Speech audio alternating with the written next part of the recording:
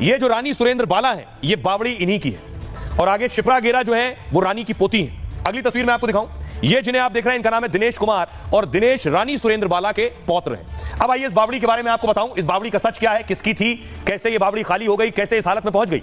दरअसल संभल के कस्बा चंदौसी में मिली है बावड़ी राजघराने की है। ये सहसपुर राजघराने की संपत्ति बताई जा रही है, और इस राजघराने में 400 गांव शामिल हुआ करते थे, 400 गांव। इसमें बदायूं, मुरादाबाद, संभल और बिजनौर में यह रियासत फैली थी।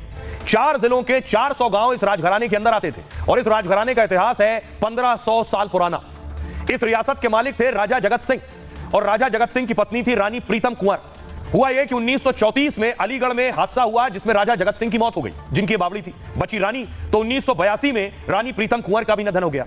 तो रानी प्रीतम कुंवर ने क्या किया, अपनी रियासत अपनी बहू सुरेंद्र बाला के नाम कर दी, जिनकी तस्वीर मैंने आपको फोटो फ्रेम में दिखाई, वो रानी की बहू थी सुरेंद्र बाला।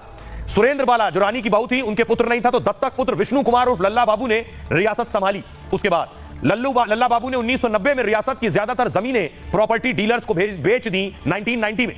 इसमें चंदौसी की बावड़ी वाला ये बड़ा हिस्सा छोड़ दिया गया, ये नहीं बेचा गया। रानी की पोती शिप्रा गेरा भी खुदाई के दौरान संभल पहुंची। तो हुआ क्या, शिप्रा के मुताबिक वो 1995 तक इस जगह पर खूब आते थे। यहां अमरूद और कई फलों के पेड़ लगे हुए थे, यहां पूरा बाग था, एक कुआं था, उसका पानी पीते थे। बावड़ी को प्राचीन धरोहर घोषित करने की मांग कर रही है शिप्रा। इस बावड़ी के आसपास लोगों ने घर बना लिया, लेकिन बावड़ी घरों के बीच में मौजूद है, मिट्टी उसके ऊपर आ गई, मिट्टी और कूड़ा इस बावड़ी में पड़ा था। सुनिए जरा, पिछले दिनों शिप्रा से बात की हमारे सहयोगी ने, क्या कुछ कहा था उन्होंने, सुनिए। ये एक तरीके से खेत था हमारा, और यहाँ पे फार्मिंग होती थी चारों तरफ। ये बावड़ी कुआं था, कुएं के अंदर रूम्स बने हुए थे।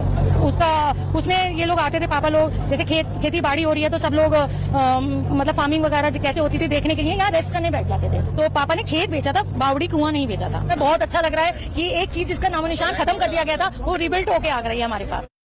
तो ये तो हो गई बावड़ी का सच। अब कुएं की बात करते हैं। रोज संभल में कोई ना कोई कुआं और कूप निकल रहा है। एक और कुआं, जहां तक एएसआई पहुंची, एएसआई ने इस कुएं के बारे में जानकारी जुटाई, उसका सर्वे भी किया, पुलिस अधिकारी भी उनके साथ मौजूद थे उस वक्त। ये तस्वीर आप देख रहे हैं जिसे ढक दिया गया था, कोई बच्चा और कोई जानवर ना गिर जाए इस कुएं में, इसलिए कुआं ढका गया। अगली तस्वीर देखिए जरा। संभल में इस तरह के एक दो नहीं, बताया जा रहा है 20 से ज्यादा कुएं, 4 तो ये आपके सामने, 5वां मैंने आपको दिखाया।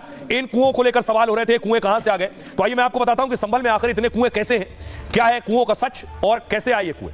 संभल में खुदाई के साथ हर दिन खुलासे हो रहे हैं। संभल को शासकों और सम्राटों का घर भी कहा जाता है। 6वीं शताब्दी में सम्राट अशोक के राज्य का हिस्सा था ये।